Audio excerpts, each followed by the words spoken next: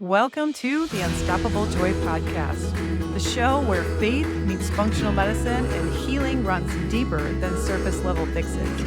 I'm your host, Kathryn McAdam, a board-certified family nurse practitioner, functional medicine provider, speaker, best-selling author, and co-creator of the Empowered Method. After walking through trauma, burnout, and homelessness, I had gained over 70 pounds. It wasn't until I discovered that true healing isn't just about diet and labs.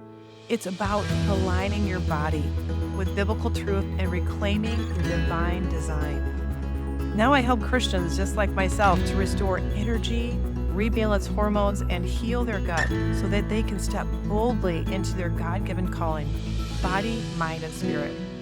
Here you'll find root cause strategies, powerful testimonies, biblical insight, and a whole lot of joy, because your healing isn't just about you. It's about the legacy you're called to carry. And joy isn't a side effect. It's a strategy, and it's time to take it back. So let's get started.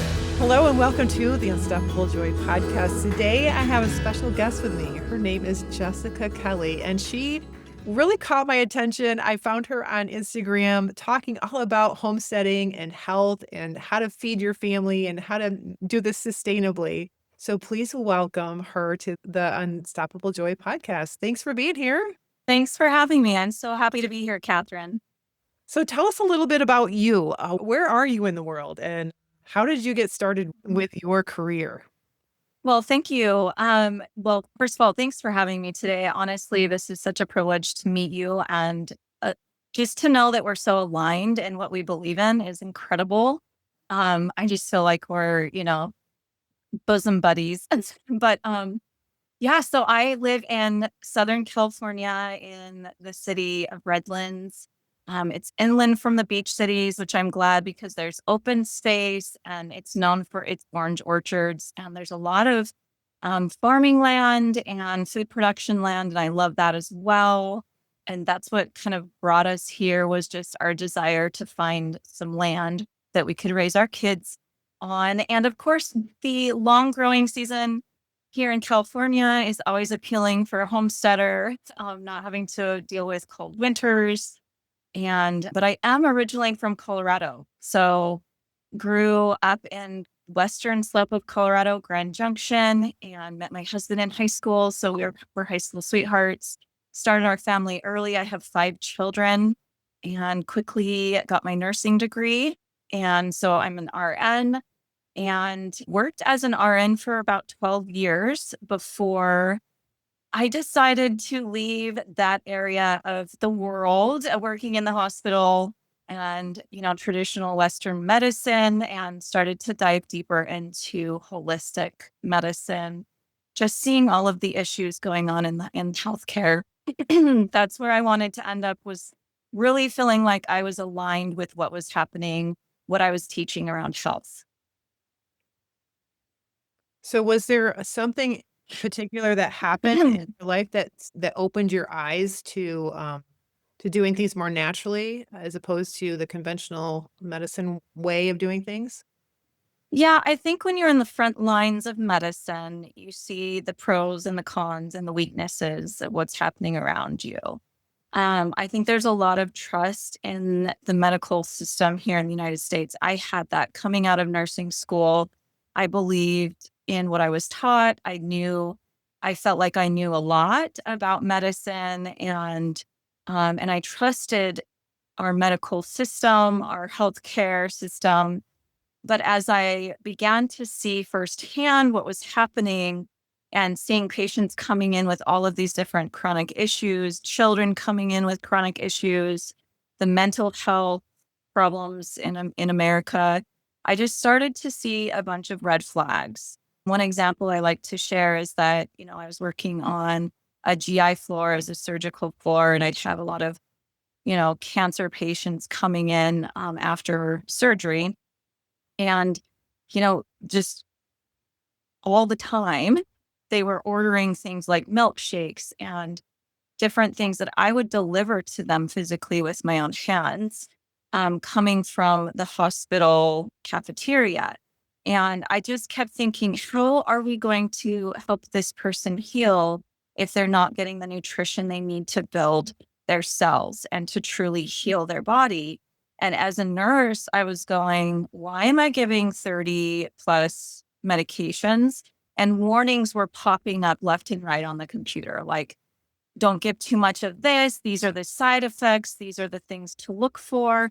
And in my mind, I was going, whoa, this is scary. This person could die from this med. Like, I understand that there's life-saving medication out there, and our healthcare system really has progressed and has done so much good for life expectancy and other things. But as far as really truly getting to root cause health, we're very deficient. And I saw that firsthand, every day when I went to work. And it was very frustrating for me because I could not watch it and take part in it any longer and feel good about it. Yeah. Yeah. I ran into the same thing. So as a nurse practitioner in the walk-in clinic, I would see people coming in with all kinds of stomach problems, and they were on all of these medications for their stomach. They were, diagnosed with irritable bowel syndrome, or even had gotten like Ozempic online and were taking, these shots to lose weight, and they'd come up with these horrible stomach problems. And then asking them like, well, have you ever considered an elimination diet? And not one of all the patients that I saw had ever considered, oh, well, maybe my stomach is upset, or I'm constipated, or I have diarrhea because of something I'm eating. And it just, like, was mind-blowing to me, like, wouldn't you just start there first instead of just throwing a medication at someone, and not really, like, actually getting to the root cause, just covering it up? And it's what I equate to, like, putting a piece of duct tape over the check engine light in your car and just saying, "Oh, it's fine, but yeah, there's no light shining that I need to go get my engine checked," because, ignorance is bliss, right? And that was really frustrating to me, and I totally agree, I'm right there with you, like, why aren't we, like, looking for the cure to what's ailing the person instead of just numbing the symptoms and telling the body to shut up, and because I got stuff to do, right? Don't Mhm. bother me with this gut ache, just give me a pill to take care of it. Right. So, how does your experience as a nurse now and then somebody of faith, how does that play into what you do every day? So tell us a little bit about what you do, first of all, and what your business is all about. Yeah. So I left nursing officially 3 years ago, though I came to the homestead 5 years ago, and many of the things that I practice, I actually grew up practicing because my mother and my grandmother, my mom's side of the line, they're homesteaders. And I grew up like my grandmother saying, you're starting to get sick. Oh, echinacea and golden seal, echinacea and golden seal. Like I knew some of these, common herbal supplements and things from my grandmother. And then my mother milled our flour fresh growing up, made homemade bread. Everything was from scratch. I'd never tasted like a store-bought cookie until I was in middle school or later. And I remember thinking, why would anyone buy a store-bought cookie? It's disgusting compared to a homemade cookie. Like, why are people doing this? And I had friends that would like make hot pockets in their ovens, and I was like in their microwaves. And I was like, what? So I did have a foundation before I started this journey. But we moved to this homestead 5 years ago, and I said, that's enough. I'm going to do all I can to start a business, helping people get to the root cause of their illness using homesteading as a tool. And when I say homesteading, it really does not need to be that you live on land. The idea of homesteading is that you're bringing everything back to the home. So you're going to begin creating self sufficiency in the home, relying on your home for education, relying on your home for nutrition. And basically, what all of this is, it leads back to health, our physical, our mental, emotional health. Now, initially, I really focused just on building our homestead, building chicken coops, getting chickens, building gardens. And um, at the same time, I was developing, my spiritual awareness of nature and God as the source of all health and vitality. And I've learned this throughout my entire life, but really what inspired this whole transition from working in the hospital to coming and starting this business was God. He inspired everything. I had dreams, I have had visions of what he needs from me and in my life, what my calling is and how it aligns with the people I interact with. And this spiritual journey has been the motivating factor for it all. Really, it has. But at the same time, God was saying you need to be a mom, right? That was part of it. Like you need to be home. So I knew I needed to stop my work in the hospital setting, being gone almost half of the time. I needed to be home with my 5 children. That was one of the moves that he made in my heart, you know. And then the next move was, okay, you're a healer, and I've called you as a healer.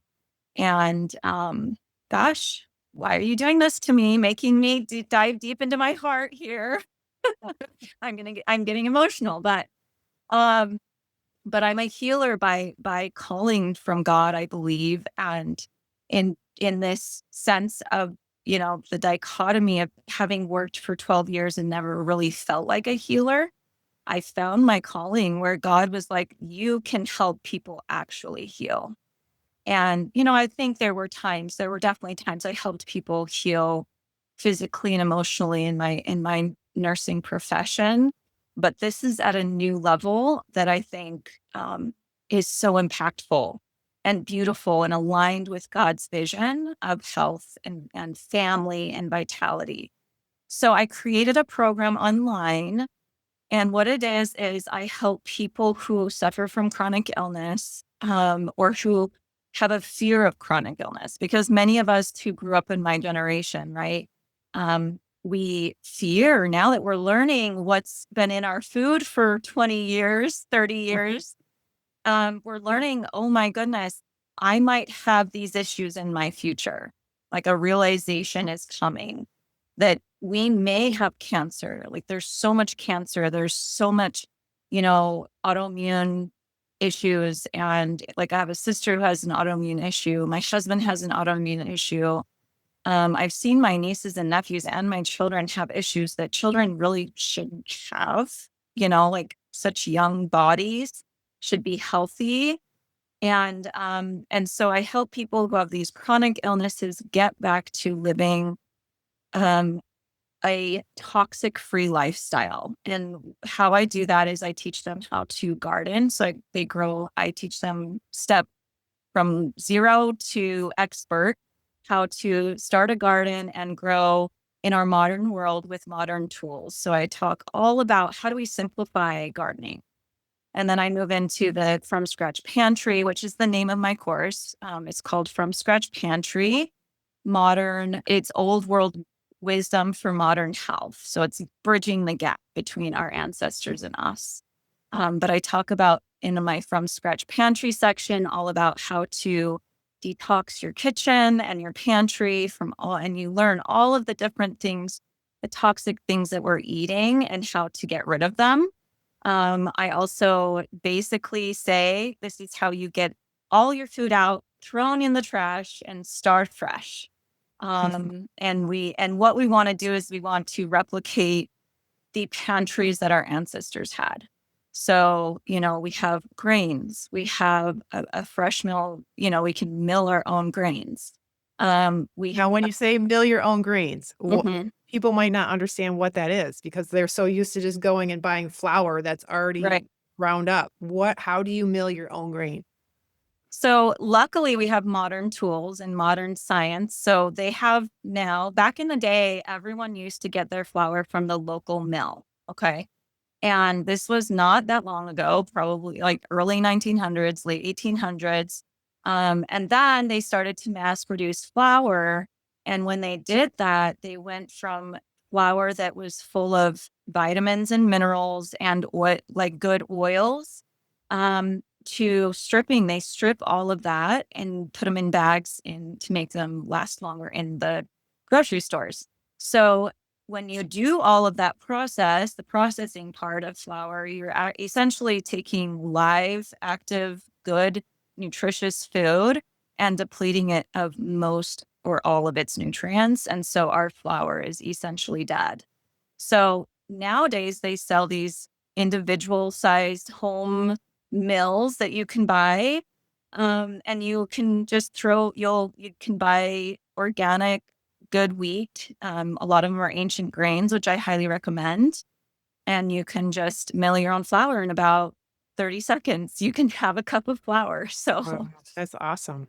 yeah. So I teach how So we don't need to go out and build a windmill or a water mill no, to no, get fresh exactly. milled flour or grains. Yes, exactly. So there are some companies. It's so funny. The company that I buy mine from is called Nutrimel, and I'm an affiliate with them because I love their mills. But my mom has always owned one of their mills since I was young, and so they know her by first name, which is Oh, great. nice.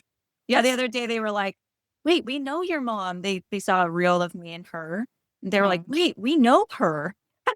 Because She's a real superstar, right? she is, and I feature her on my page because she made the same loaf of bread growing up every week, and everyone loved it. The neighbors, like, she'd bring it to church and serve it as like the sacrament bread.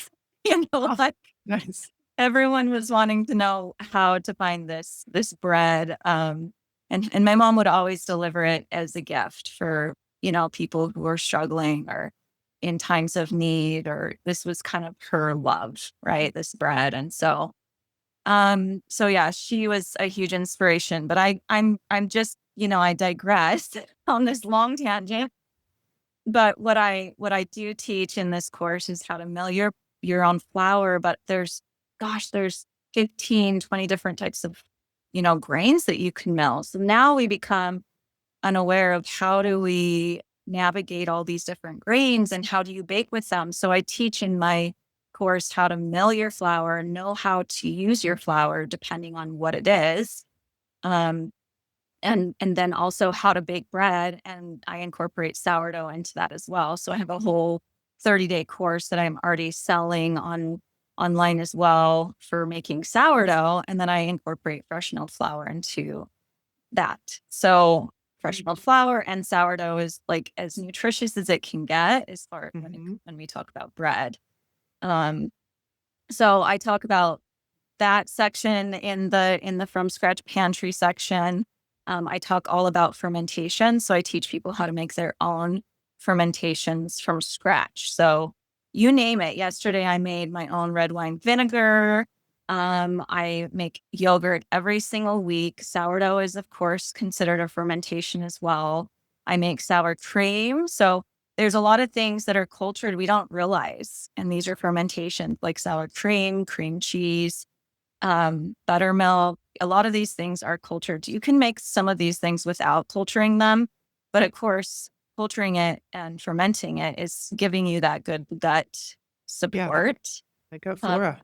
Sauerkraut is, I always have sauerkraut on hand and yogurt. And then I change up the different fermentations that I make.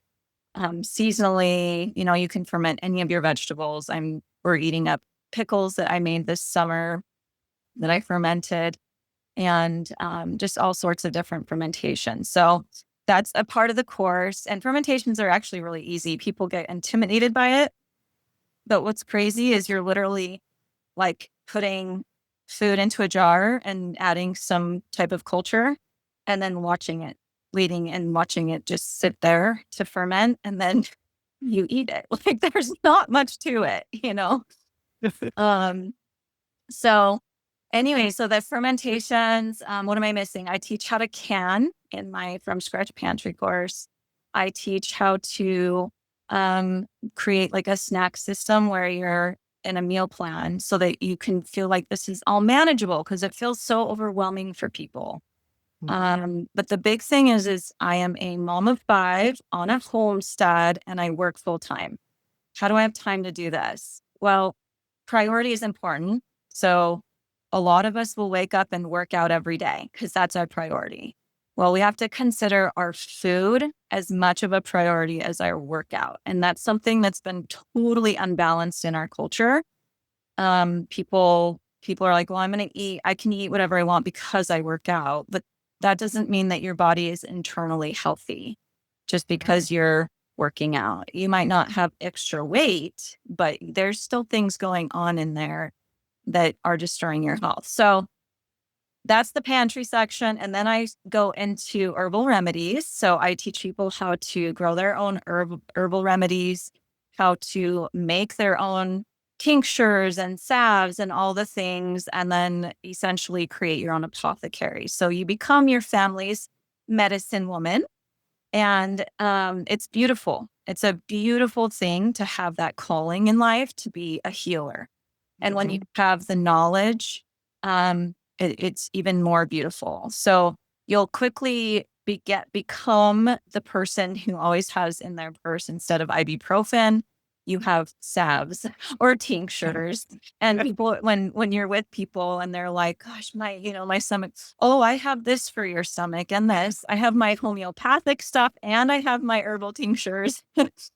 And so, but it's a beautiful, and they're still skeptical. My brothers and sisters look at me like, what are you like, what are you saying? But they'll come around. I know it. I know they'll come around. So I've got herbal remedies. And then the next section of my course is how to detox your whole house of chemicals and toxins. So I take my students through this process of detoxing each room at a time and finding replacements for things. So learning how to make something from scratch, like a soap, a hand soap, or whatever it is, laundry detergent, or knowing where to source good products. Yeah, I think that is a big part of this, because it is overwhelming to think to go from 0 to 100, right? Of doing all of these things. Yes. So yeah, knowing where to source things, knowing like, where do I get, like, if I don't have time to make my own lip balm, where is a good source to get a good lip balm to use? That's one thing for me. Like, I'm always putting lip balm on my lips. And so I started making my own, because like I started looking at the ingredients of all this stuff and I was like, holy moly, I don't want that in my body. Mhm. So what do you think is one thing that holds people back from homesteading, from doing the things that you're teaching them? I think it's the prospect of overwhelm. I really think that's it. And one thing that I try to emphasize for anyone is um, we have tools that our ancestors didn't have. Mm. And so we get to use these tools still. Number one, we have access to all knowledge very quickly. Googling things, learning how to make something, or how to do something. But also in the garden, I have a system. Once you learn this system, you don't have to weed your garden anymore. You don't have to water your garden anymore. And those are the two most time consuming things in the garden. So once you create a system in the garden, then you get to sit back, harvest almost every day of the year. In fact, that is what I do. I harvest every day and I spend an hour, maybe two in the garden working on it a week. And that's it. And so like on a Saturday morning, 8 to 10, and that's it. Now, when I switch in between seasons, that's a little bit more work. But the idea is that you should be able to garden with these modern tools that we have, seed starter kits, and we can just order our organic soil, like we don't have to compost, right? Like we can compost, but that's time consuming. That's not something I actually do myself, because I've done it, but it's too time consuming for me. It's not worth it. So I source my compost. So there's ways to balance this lifestyle and make it work for your family. But creating systems around it is the key. And in the kitchen as well, it's huge. So I created a system in my kitchen where I do a pantry restock every week, and I prepare a certain amount of food. And then I only cook 3 meals a week, meaning like 3 dinner meals a week. And I just bulk prepare all of my food. So I cook 3 or 4 times the amount that my family will need. And I save so much time doing that. And then I store some in the freezer and we do leftovers. So there's just systems that you can follow to avoid the overwhelm. I also teach how to raise chickens in my course.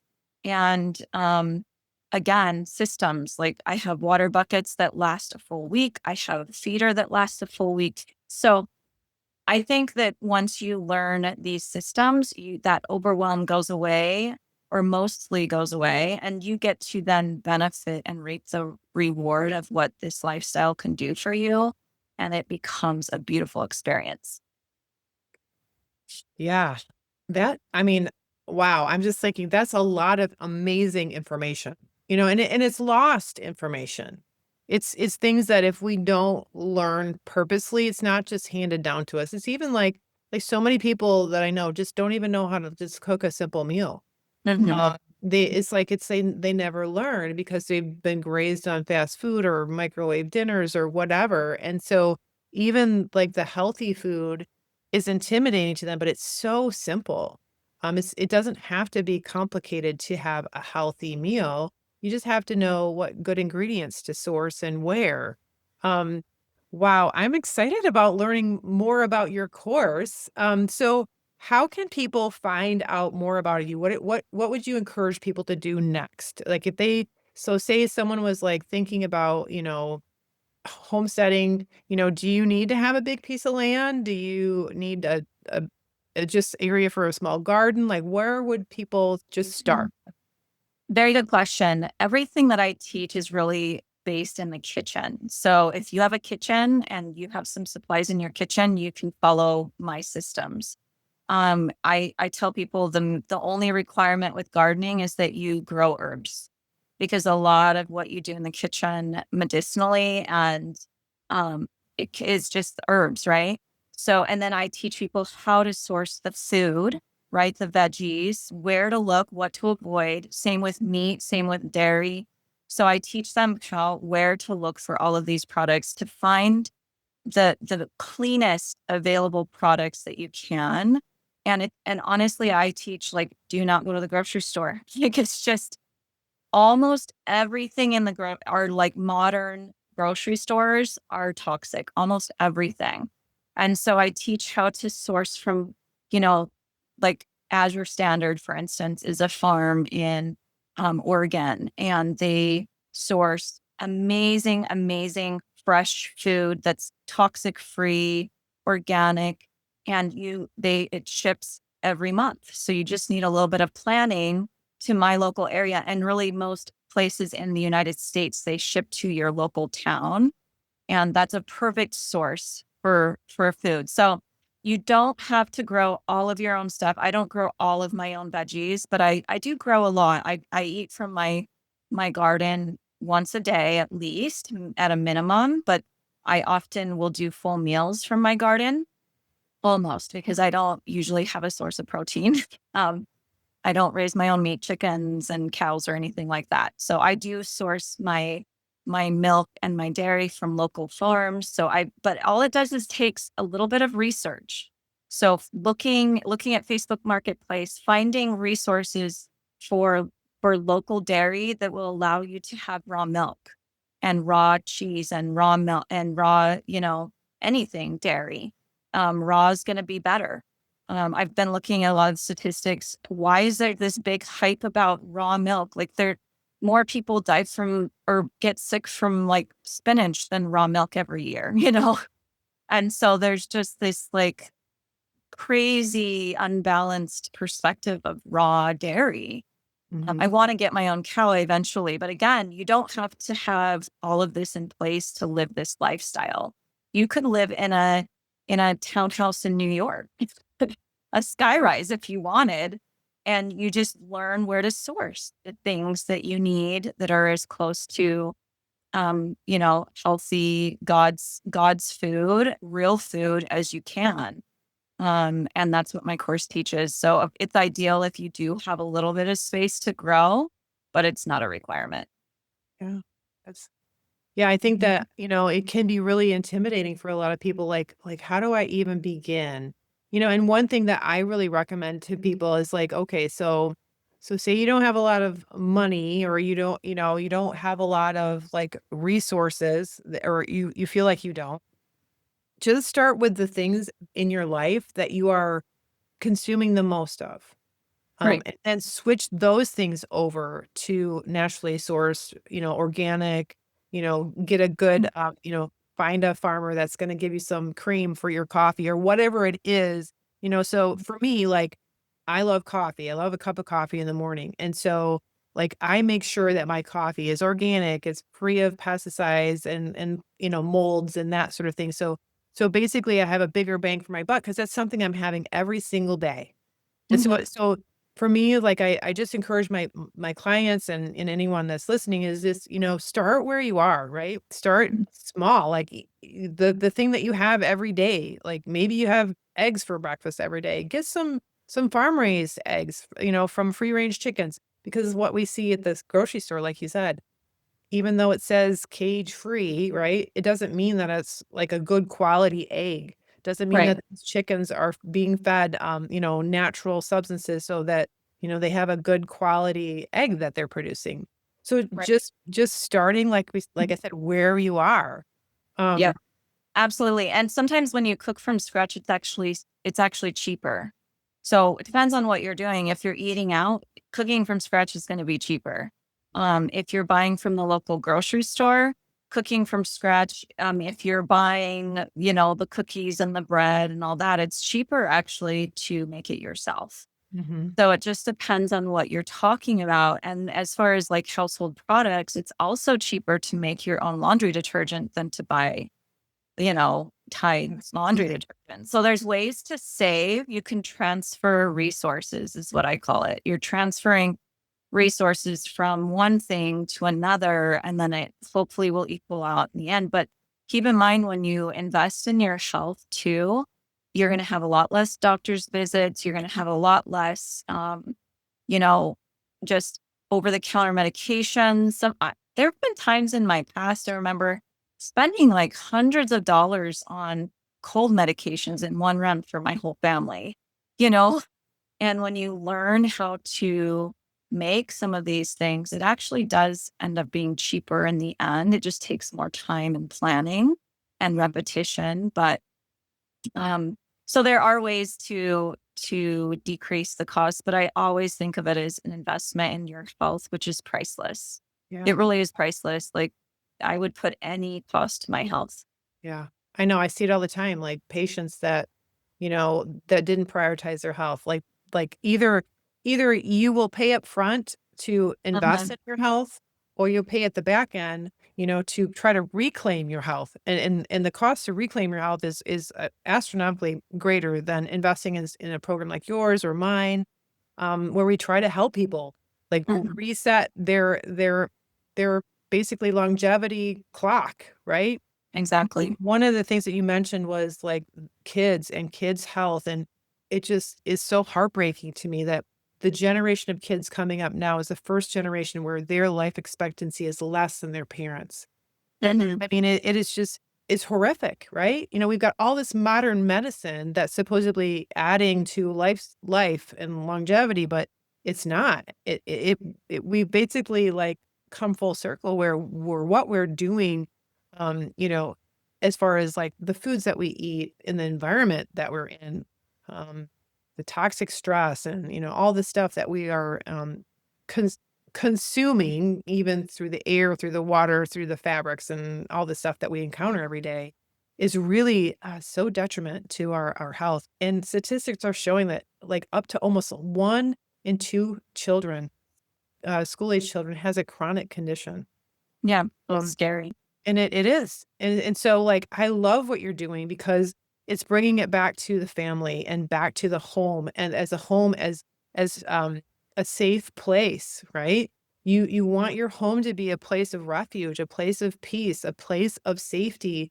And so many of us have been duped into thinking, well, my I have to have this Glade plug-in or this candle scent or whatever, or we've got to use this Tide or Gain or whatever that smells good to make my house seem homey and to seem like it's clean and a welcoming space, but it's just like it's marketing, right? And Right. those things are really like they negatively impact your hormone health, your gut health, the way that God created your body. They impede that. Exactly. Yeah, and honestly, I touch up on that in my course too. The last section of my course, I actually talk about the holistic view of health. So I talk about sleep and I talk about spiritual health and I talk about emotional and mental, because really this lifestyle of like cooking from scratch, that's our food is our medicine. But how do we maintain a healthy balance in our entirety of health? All of these facets of health need to be balanced for us to actually feel healthy. And that means we need sunlight, we need air, we need exercise, we need sleep. And all of these things are not like our modern world is not conducive to health, period. We have lost track of what like health as a the center of our lives.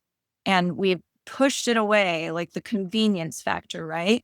For immediate gratification. But that immediate gratification has left us empty spiritually, physically, mentally, emotionally. And we're seeing the impact.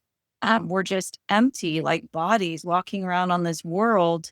And we don't have foundation of faith, of love, of connection. And it's getting worse. It's not getting better. And so we're in this fight now. I feel like it's totally a fight, but I feel like there's a movement happening. And I'm so grateful that God is inspiring people like you to progress this vision of like what is true joy, because health is the center of joy. Yeah. And when we're healthy, we can experience joy. And people are going to all these different things for joy when they don't realize that it's actually not going to happen with these other things. It has to happen in the home. It has to happen with faith, with health, with food that's truly nourishing, in the sunlight, in the garden, like whatever it is with the chickens, like Mhm. that is joy. Family is joy. So that's my preach. Yeah. It reminds me of I talk about this in my book about how Esau, the story of Jacob and Esau traded his birthright for a quick meal. Mm, If you remember, he came in from hunting and he was yep. really hungry and he said to his twin brother, "Give me a pot of that stew or give me a bowl of that stew." And he's like, "No, sell me your birthright." And he sold his birthright for the convenience of a bowl of soup. Um, and so often, like you said, we trade up our health for convenience. We trade up the real things that matter for something that's quick and easy. And we've been tricked into thinking that like it's okay to take just a pop a pill for this or that and to numb the symptoms and not really do the hard work of getting to the root cause, addressing the things that we need to do in the natural to improve our health, which is I believe our birthright, right? The way Mhm. that God created our bodies was to be fully alive, to have the abundant life that Christ died for us. And when we do things God's way, there's a blessing in that. When we meet around the table, as you do at your home and I do at mine, is we meet around the table and commune with our family, have those relationships. It builds bonding, it builds health, it builds resilience. It strengthens those bonds of family. And research has shown you actually digest your food better when you actually pray before you partake of your meal, when you get into that rest and digest mode. And so, what your work is so important. And I am just geeking out over here over your course. I'm like, oh my gosh, I got to join this course. It's awesome. So, how can people find out more about you? Yes, good question. I know you asked that earlier. So I have a website. It's thekitchengardens.com. I'm also on YouTube and Instagram, all the social channels. Instagram is my biggest channel, but I'm growing quickly on Facebook too. So I'm really going to be transitioning a lot of my content over to YouTube here pretty soon. But I would say Instagram and Facebook, if you go find me on there. I'm the Kitchen Gardens. A little complicated because it's kitchen is without an E and gardens is without an E because it wasn't available when I chose my handle. So I had to be creative, but you can still read. It's the Kitchen Gardens, but kitchen without an E, gardens without an E. But my website is thekitchengardens.com, spelled correctly. So you can look there as well. I'm still developing my website out a little bit.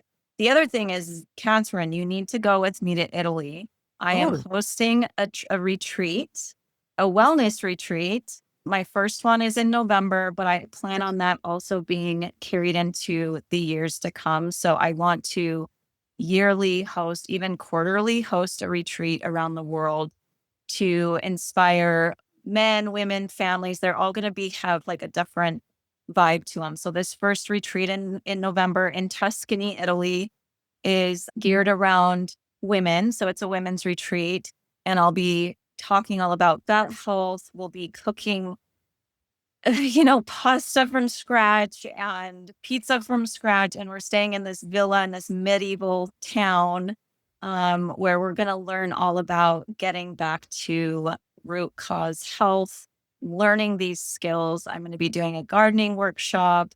We're going to be going into the local town, to the market, and getting fresh food, and then doing a cooking workshop just from that fresh food. So it's my way of like allowing people to join in this movement, but somewhere in the world where they can, enjoy adventure as well as healing, yeah.